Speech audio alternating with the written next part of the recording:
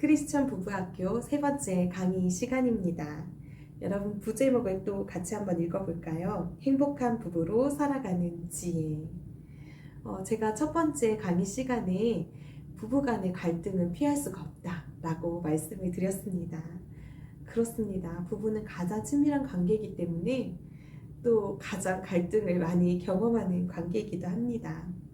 여러분 피할 수 없다면 어떻게 해야 되겠습니까? 이것을 지혜롭게 또 대처해야겠죠. 그래서 이 옆에 보면 소통하라, 갈등을 통해 성숙하는 부부관계의 신비라고 제가 큼지막하게 글씨를 적어 보았습니다. 갈등이 없다는 것이 최상의 결혼을 위해서 반드시 좋은 징조는 아닙니다. 갈등은 더 이상 피해야 할 위기가 아니라 서로의 성장을 위한 기회가 될 수도 있으니까요. 그래서 이번 강의에서는 우리 잘 싸우는 법을 함께 배워보려고 합니다.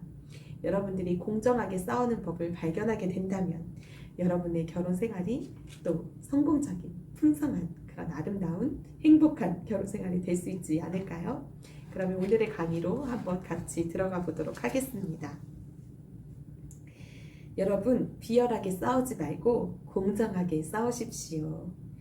가족은 우리의 가장 친밀한 환경이고 또 우리가 가장 가깝게 지내는 곳이죠. 그래서 부부도 또 가족, 자녀, 부모, 자녀 사이에도 많은 갈등을 또 경험하는 사이이기도 합니다. 그런데 부부들이 갈등을 다루는 방식이 앞으로의 결혼 생활의 향방을 결정하게 된다고 해도 과언이 아니라는 사실 여러분 아시나요? 좋은 부부 관계를 가지고 싶다면 배우자 어떤 차이점이 있는가 보다는 배우자와의 차이점을 어떻게 다루는가, 그것이 더 중요합니다. 여러분 갈등 해결 퀴즈 문제 한번 풀고 시작할까요? 다음 내용에서 맞다고 생각하면 동그라미 표, 틀리다고 생각하면 X표를 해주시면 됩니다. 여러분 우리가 정말 공정한 싸움을 할 수 있어야 되는데 사실은 부부간에 공정한 싸움을 하기보다는 우리는 비열한 싸움을 선택하고는 합니다. 여러분 그 옆에 보면 공정한 싸움을 위한 16가지 규칙이 있습니다.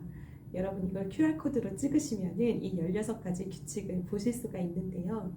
이 규칙 가운데에서 정말 이것은 내가 한번 실천해 봐야겠다, 싸울 때마다 기억해야겠다 라고 생각하시는 거는 이렇게 캡처해 두셨다가 계속 싸움이 갈등의 상황이 생길 때에 활용하시면 좋을 것 같습니다. 여러분의 마음을 다시금 이렇게 잠재우는 그런 데에 쓰임 받았으면 좋겠습니다. 여러분 수학을 풀 때에는 공식이 중요하잖아요. 공식을 잘 알면 이제 수학 문제를 풀 수 있는데요. 여러분들에게 정말 행복한 결혼을 위한 공식을 알려드리려고 합니다. 그것은 바로 선한 싸움의 기술을 아는 것인데 제 7가지 기술을 여러분들에게 알려드리려고 합니다. 어떤 심리학자들이 이렇게 연구를 했는데요. 어떤 부부가 이혼할 것인가를 연구했다고 합니다. 그랬는데 이 심리학자들의 연구를 통해 주목한 것은 부부싸움을 했는지 안 했는지가 아니라 그들의 싸우는 방식이었다고 합니다. 여러분 부부싸움이 없을 수가 없잖아요. 그런데 잘 싸우는 것이 중요합니다. 그것이 바로 선한 싸움입니다. 선한 싸움을 싸우는 7가지 방법. 그 첫 번째는 싸움으로부터 도피하지 말라입니다. 여러분 행복한 부부는 심한 의견 충돌이 일어났을 때 그것을 회피하고 도망치고 그냥 덮어두려고 하는 것이 아니라 이 문제를 한 사람이 제기를 하면 배우자는 주의 깊게 경청을 합니다. 가끔 또 이제 상대가 하는 말을 자기 말로 바꿔서 아이 메시지 이런 이야기 많이 들어보셨죠. 그래서 그렇게 공감해주고 내가 이 이야기를 이해했다는 것을 알려주는 것이죠. 예시가 있습니다. 그래서 어떤 남편이 아내에게 좀 소비 습관이 좀 돈을 많이 쓴다라고 이야기를 하는 거예요. 그럴 때 이렇게 대답을 합니다. 당신은 우리의 과소비가 걱정된다는 말이죠. 라고 다시 한번 그 사람이 하고 싶은 말, 그 숨은 메시지를 다시 한번 이렇게 정리를 해주는 거예요. 이렇게 이야기를 하다 보면 조금 이성적으로 우리가 이렇게 이야기를 하면은 좀 싸움이 감정에 치닫는 것을 막아줄 수가 있겠죠. 자, 두 번째로는 싸움거리를 조심스레 선택하라입니다. 우리는 결혼 생활할 때 되게 큰 싸움이 있기도 하고 큰 걸 가지고 싸우기도 하지만 대개는 되게 사소한 걸로 싸우거든요. 그러니까 이 싸울 것인지 말 것인지 그 싸움거리를 잘 분별하라는 것인데요. 변화되어야 하고 변화될 수 있는 것, 그리고 그냥 간과해야 될 것을 잘 이렇게 분류를 하라는 거예요. 근데 90%는 그냥 간과해도 되는 것들이라는 거죠. 그거는 그냥 그 사람이 그렇게 하는 것을 이 간과해야 되는 것 하나하나를 싸우기 시작하면은 계속 싸워야 됩니다. 여러분, 무엇이 중요한지 잘 생각해 보십시오. 그 사람하고 그 하나하나를 싸우면서 계속 부딪히면서 맨날 싸울 것인가? 아니면 이것들은 그냥 간과해버리고 싸움의 거리를 확 줄일 것인가를 선택해야 합니다. 그래서 여러분들이 당신의 배우자가 이부자리를 정리한 것이나 식탁 치운 것을 마음에 안 들어하기 전에 그것이 싸움을 벌일 만한 가치가 있는지 자문해 보십시오. 내가 치약을 잘못 짜는 것 때문에 내가 원하는 대로 짜지 않는 것 때문에 싸울 것인가 잘 선택하시기를 바랍니다. 세 번째로는 문제를 명확히 파악하라입니다. 많은 부부들이 크고 작은 문제를 가지고 정기적으로 싸우는데 또 싸우다 보면은 무엇 때문에 싸우는지 그냥 감정만 이렇게 점점 이렇게 올라가면서 문제를 제대로 직면하지 못하는 경우가 있는데요. 우리가 그 문제가 정확히 무엇인지 이해하도록 대화가 필요하다는 것입니다. 제대로 파악되지 않으면 부부싸움이 습관화가 되기 쉽습니다. 이게 습관화가 되면은 정말 관계가 개선되기 어렵거든요.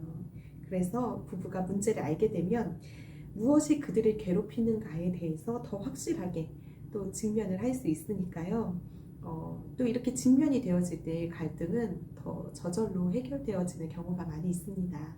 그래서 여러분들이 문제를 명확히 파악하는 것이 중요하고요. 네 번째로는 당신의 감정에 솔직하게 말하라입니다. 여자들의 대화법과 남자들의 대화법이 또 다르고 또 사시는 지역마다 또 다르고 또 개인마다도 또 다 다르겠죠. 그런데 여기에 하나의 예시가 있어요.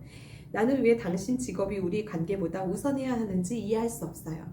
이것은 이제 남편이 잦은 출장이나 아니면은 뭐 직업 때문에 이렇게 장거리로 떨어져 있는 그런 주말 부부라든지 뭐 이런 경우에 부인은 이제 자주 오지 않는 남편으로 인해서 좀 서운한 거예요. 그런데 아내가 이렇게 말했지만 그것은 아내가 남편이 그냥 단순히 집을 많이 비운 것 때문에 화가 난 것이 아니라 그녀는 남편에게서 이런 말을 듣고 싶었는데 못 들어서 섭섭해서 이 말을 던졌다고 합니다.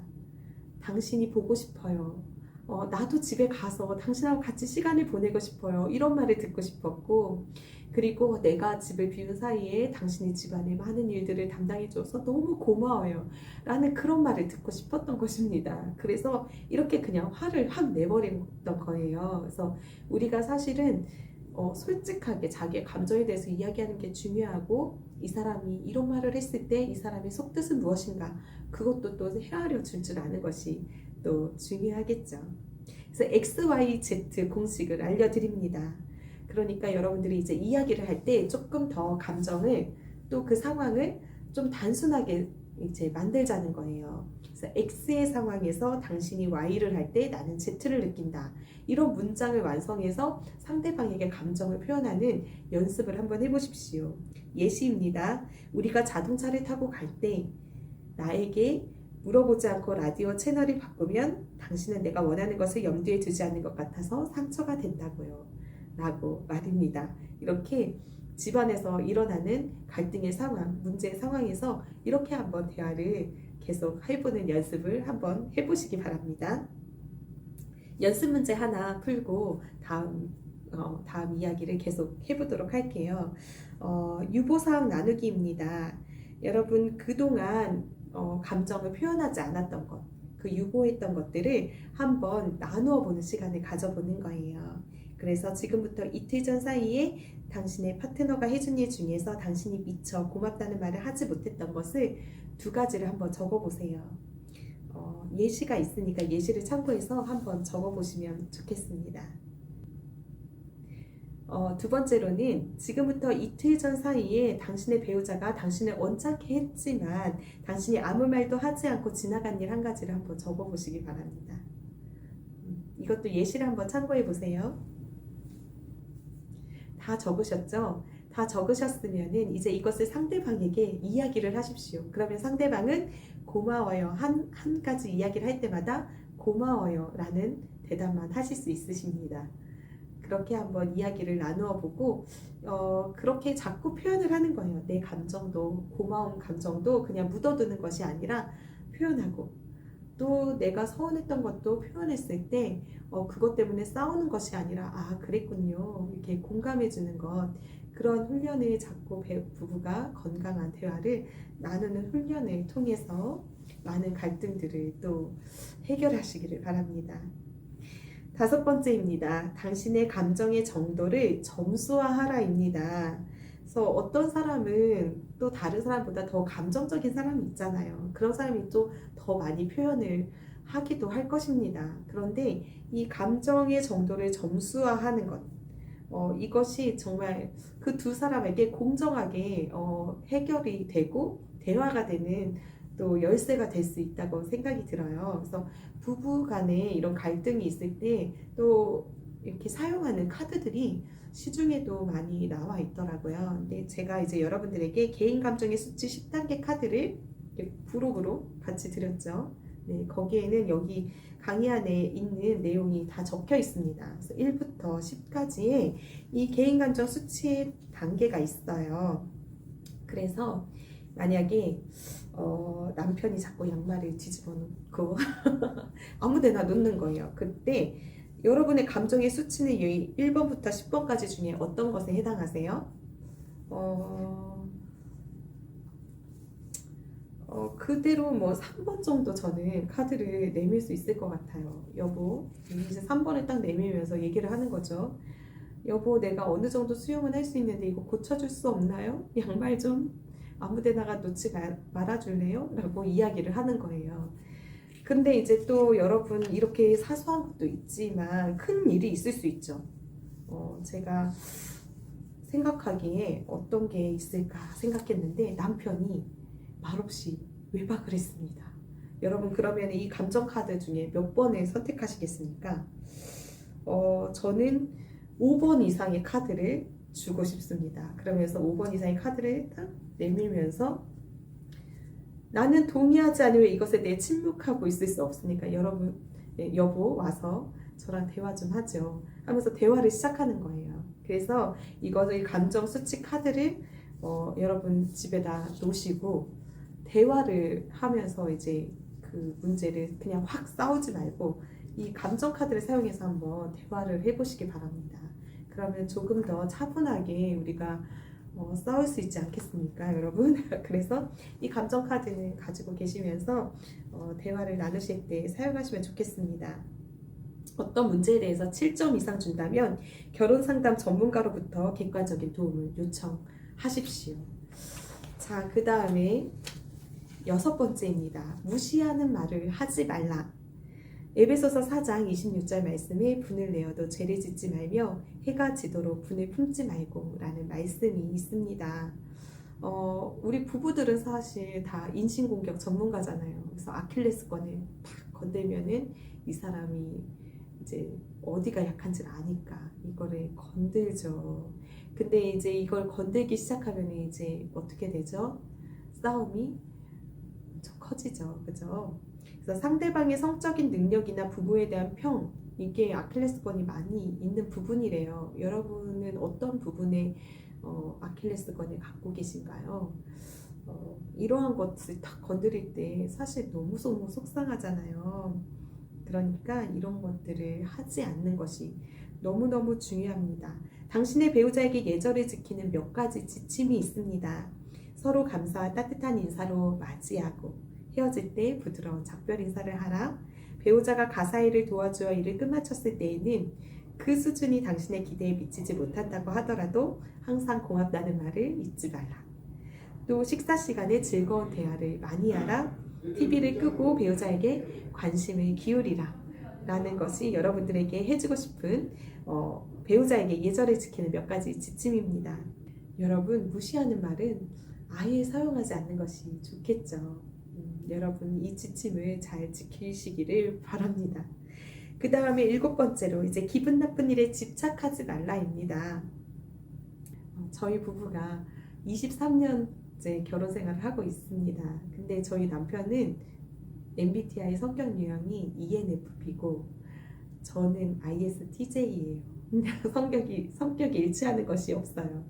그런데 저희 부부가 이렇게 아름답게 그럭저럭 행복한 결혼 생활을 하는 것은 하나님의 은혜이고 그리고 또 제가 이걸 좀 잘하는 것 같아요. 기분 나쁜 일에 집착하지 않는 거. 저는 이제 믿음이 있습니다. 어떤 믿음이 있냐면 남편이 나를 사랑한다 라는 믿음이 있어요. 그래가지고 남편이 좀 서운한 말을 할 때도 있죠. 그래서 어쩔 때는 되게 속상할 때도 있어요. 그런데 그날 기분이 안 좋았나 보다 라거나 저 말은 본심이 아니라 실수로 내뱉은 말일 거야 라고 그냥 생각하면 이제 좀 마음이 편해지고 풀어집니다. 그래서 제 기본적인 마음이 남편은 나를 사랑하는 사람이다 라는 그 믿음이 있어가지고 그렇게 이겨낼 수 있는 것 같아요. 그래서 여러분도 서로 사랑하시죠? 그 사랑을 믿으세요. 그러면 기분 나쁜 일에 집착하지 않게 될 수 있을 거라고 생각을 합니다. 여러분, 사랑과 전쟁에서 모든 것이 공평하지는 않습니다. 공평하게 부부싸움을 할 수 있지는 않아요. 그렇지만 우리가 이렇게 어떤 날은 상대가, 어떤 날은 내가 한 번씩 져주고 또 이해해주고 한 발 물러서면서 이렇게 나아간다면 그러면은 또 이 7가지 규칙을 지킨다면은 조금 더 부부싸움에서 많은 더 수위가 높아지는 것을 이렇게 잠재울 수 있지 않을까 생각해 봅니다. 자, 이제 마지막으로 여러분들에게 해드리고 싶은 이야기는 영적인 친밀감을 가지라는 조언을 해드리고 싶습니다. 여러분, 이것은 사실은 결혼의 궁극적인 의미가 된다고 생각해요. 당신과 당신의 배우자는 영혼의 친구이신가요? 남자와 여자는 사실 영혼의 친구입니다. 그래서 우리는 영적인 차원을 돌아보아야만 해요. 행복한 결혼에는 좋은 대화도 있어야 하고 그리고 갈등이 해소되어질 수 있어야 하고 그리고 긍정적인 태도로 서로를 대하는 것, 좋은 부부관계 다 좋습니다. 그런데 여기에서 멈춰지는 것이 아니에요. 그 이상의 것이 필요합니다. 결혼은 정기적으로 정비한다고 돌아가는 그 기계가 아니기 때문입니다. 어느 한 부부가 이런 고백을 했다고 합니다. 우리는 틀림없이 서로 사랑하고 있습니다. 그러나 관계는 텅 빈 것처럼 느껴지는데 왜 그런지 모르겠어요. 마치 어떤 더 깊은 연결이 필요한 것 같아요. 그렇습니다. 결혼한 부부는 영적인 의미를 같이 추구해야 합니다. 그래서 영성은 여러분들을 더 이제 깊은 차원의 그 관계로, 그 친밀한 하나됨으로 나아가게 하는 것이죠. 그래서 여러분들이 진정으로 결혼해서 하나됨의 의미를 발견하기 위해서는 이 영적인 친밀감의 회복이 필요합니다. 우리 연습 문제 하나 또 풀어볼까요?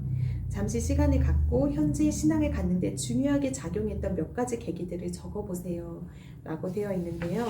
우리는 다 영적 성장 배경이 다르잖아요. 어떤 분은 기독교적인 집안에서 태어나서 어릴 적부터 성경을 알았고 꾸준히 주님과 교제한 분이 있고 이제 막 영적 생활을 시작하신 분도 있을 거예요. 그런데 두 분 다 어떻게 내가 지금의 영성을 갖게 되었는지 그 계기가 되는 것들을 한번 쭉 적어보세요. 굵직굵직한 것을 한번 적어보시기를 바랍니다. 다 적으셨으면은 이제 그 밑에 칸을 한번 적어보시기 바랍니다. 평소에 어떻게 생각을 하고 있었는지, 매일 함께 기도해야 한다에 대해서 그렇게 생각함, 그렇게 생각하지 않음 각자 한번 체크를 해보시기를 바랍니다. 다 작성을 하셨나요? 배우자와 한번 비교를 해보시고 같은 생각이신지 같지 않은 생각이신지 한번 그것도 점검해 보세요. 그런데 우리가 이것이 같지 않아도 영적인 친밀감을 가질 수 있다고 제가 1강에서 말씀을 드렸습니다. 같은 레벨로 영적인 어떤 깊은 경지에 이르러야 그 영적 친밀감이 생기는 게 아니라고 말씀을 드렸죠. 자, 우리가 영적인 친밀감을 갖는다는 것이 의미하는 것이 무엇일까요? 먼저 첫 번째로는 당신의 결혼에서 하나님을 발견하기입니다. 연구원들이 20년 이상 행복하게 산 부부들을 이렇게 조사를 해보니까 그들이 정말 하나님에 대한 믿음과 영적인 헌신을 가진 부부들이 행복하더라 라는 결과가 나왔다고 합니다. 그렇습니다. 결혼은 하나님의 성품에 더 가까운 것이 바로 결혼이죠. 그래서 이사야 62장 5절 말씀에 이런 말씀이 있습니다. 신랑이 신부를 기뻐함 같이 내 하나님이 너를 기뻐하시리라. 신랑과 신부의 그 기뻐함을 하나님이 우리를 기뻐하는 그 기뻐함에 표현하고 비유하고 있잖아요. 그래서 남편이 아내를 사랑하고 아내가 남편을 사랑하면 그들은 한 몸으로 영혼의 친구로 함께 생활을 하는 것이라고 할 수 있습니다. 또 결혼은 하나님의 신실하심을 드러냅니다. 그래서 서로에 대한 신실함은 하나님의 신실하심의 모델에 의해서만 우리가 유지가 될 수가 있습니다. 계시록 19장 11절에 보면은 또 내가 하늘에 열린 것을 보니 보라 백마와 그것을 탄 자가 있으니 그 이름은 충신과 진실이라 그가 공의로 심판하여 싸우더라 라는 말씀이 있습니다. 하나님의 신실하심, 그 언약적인 신실하심, 그것은 바로 결혼 생활을 유지하는 그러한 희망이고 그리고 그 핵심이 되는 거죠. 하나님의 신실하심은 위대합니다. 그 신실하신 사랑의 하나님 안에서 우리가 서로를 바라보아야 합니다. 어떤 부부도 먼저 자신들에게 향하신 하나님의 신실하심을 인식하기 전에는 서로에 대해서 그냥 서로만 바라볼 때에는 우리가 그 신실하신 하나님 안에서의 서로를 향한 온전한 신뢰를 가질 수가 없다는 것이지요. 그래서 하나님의 신실하심을 우리가 가정 안에서, 부부 안에서 더욱더 발견해 나아가야만 하는 것입니다. 세 번째로 결혼은 하나님의 용서하심을 드러내는 것입니다. 용서는 결혼의 심장에 놓여 있습니다. 그런데 이 용서가 내 힘으로 하는 그 용서는 한계가 있잖아요. 그죠? 그래서 우리가 주님이 주시는 사랑 안에서 우리가 성화되어져 갈수록 우리가 이제 용서의 지경이 조금씩 넓어져야 하는데 여러분 그것은 우리가 할 수 없는 일입니다. 그래서 여러분들이 배우자의 온 인격적인 부분, 그 사람의 온 자아를 용서하려고 하지 마시고 여러분들은 그냥 그 배우자의 어떤 하나의 행위, 그냥 그 한 가지 사건, 그 안에서의 용서함을 실천하는 삶을 살아가기를 바랍니다. 우리가 배우자를 용서할 때 우리는 그에게 정죄함이 없는 하나님의 사랑을 드러내는 것입니다. 여러분 가운데 이런 질문을 가지는 분들도 있으실 것 같아요. 부부 생활은요, 주님을 안 믿고서도 잘하는 분 많이 있는 것 같은데요. 아무 문제 없이 그냥 더 행복하게 사는 것 같은 부부도 있는데요. 라고 말씀하실 수도 있을 것 같습니다. 그런데 여러분, 보이지 않는 하나님의 은혜가 그들의 결혼에서의 영적인 측면 위에서 계속 베풀어지지 않는다면 우리는 진정한 의미 있는 동반자 관계는 불가능하다는 사실입니다. 그래서 여러분의 결혼에서 영적인 측면을 돌아보는 훈련을 하셨으면 좋겠습니다. 세 가지를 여러분들에게 말씀드리고 싶은데요. 예배와 봉사와 기도입니다. 이러한 훈련을 통해서 우리는 더 아까 말씀드렸던 우리 가정 안에서 하나님을 발견하고 그 하나님의 신실하심과 그 용서하심을 또한 표현할 수 있는 그러한 가정이 될 수 있으실 것입니다. 첫 번째로는 예배입니다. 학자들의 연구 결과 함께 예배드리기로 결심하는 것이 건강한 결혼의 수단이 된다고 조사 결과가 나왔어요. 그래서 적어도 한 달에 한 번이라도 교회에 출석하는 부부는 평생 이혼하지 않고 결혼 생활을 유지할 가능성이 높다는 것을 나타내 줍니다. 여러분, 그래서 교회에 출석하는 부부가 함께 예배드리지 않는 부부보다 그들의 결혼에 대해서 또한 긍정적인 생각을 가지고 있다고 하니까요. 여러분, 함께 예배하는 그런 부부가 되셨으면 좋겠습니다. 또 예배는 관계를 변화시키는 힘이 있습니다. 저도 예배 전에 사소한 감정이 상하는 그런 부부싸움을 할 때도 있었습니다. 그런데 예배를 드리면서 그 마음이 눈 녹듯 녹아지는 경험들을 많이 했어요. 그래서 예배 끝나고 다시 얘기해 라고 이야기를 했다가 예배를 끝나고 서로가 주님 앞에 그 문제를 가지고 나아가니까 그냥 저절로 그 문제는 이제 더 이상 문제가 안 되어서 그냥 해결되어지는 경험들을 숱하게 하였습니다. 그런 변화의 힘이 예배에 있습니다. 두 번째로는 봉사입니다. 마음을 열고 봉사하는 것, 즉 불우한 아동을 후원하고 여러 가지 봉사활동이 있을 것 같아요. 이런 봉사를 같이 하면서 우리는 더 영적인 측면이 강화될 수가 있겠죠. 그래서 우리 연습 문제 하나를 해보려고 합니다. 당신의 봉사생활을 향상시키는 방법에 대해서 한번 적어보세요. 아래에 열거되어 있는 건 이제 예시인데요. 이것이 꼭 아니어도 또 거창하지 않더라도 어떤 걸 도움을 주면 참 좋겠다. 나는 이런 이웃사랑을 좀 실천하고 싶다. 라고 생각하는 것을 적어보고 또 배우자는 어떠한 것을 하고 싶은지를 또 함께 나누면서 이거는 우리가 같이 합시다. 라고 최종적인 합의를 가지시고 봉사의 삶을 살아가면 더 행복할 것 같아요. 세 번째로는 기도입니다. 사회학자 앤드류 그릴러는 함께 기도하는 부부가 또 행복한 부부라는 사실을 발견했다고 합니다.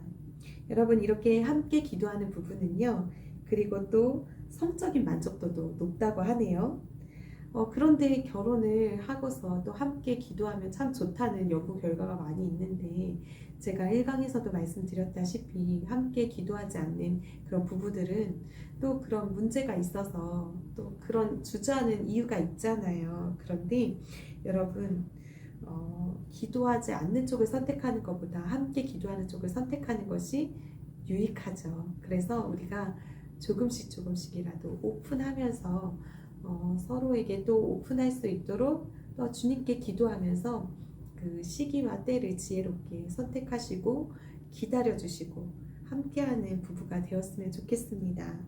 효과적으로 기도할 수 있는 원리 두 가지가 있습니다. 감사의 기도를 함께 드리세요. 또 침묵의 기도, 또 짤막한 문장의 기도를 드려보세요. 라고 조언을 드립니다. 여러분, 기도하는 데는 옳고 그른 방식이 있는 것은 아닙니다. 그러나 공유된 기도 속에서 하나님과 영적으로 교제하려는 우리의 모든 시도는 결혼정신을 키워주는 자양분이 될 것입니다. 제가 준비한 강의는 여기까지입니다. 이 세 가지의 강의가 이미 결혼하신 우리 크리스천 부부와 그리고 앞으로 결혼을 긍정적으로 생각하여서 언젠가는 결혼을 하려고 생각하는 우리 크리스천 청년들에게 도움이 되었으면 좋겠습니다. 앞으로의 여러분의 결혼 생활을 응원합니다. 강의를 들어주셔서 너무 감사합니다.